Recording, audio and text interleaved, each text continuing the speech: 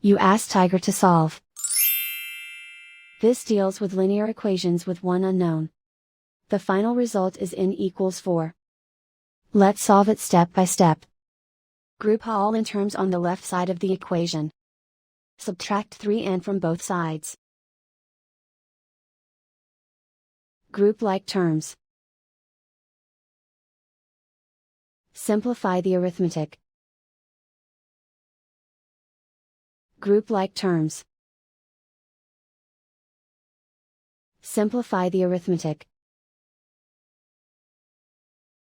Group all constants on the right side of the equation.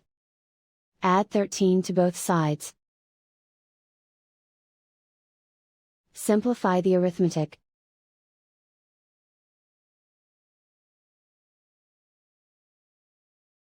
Isolate the n.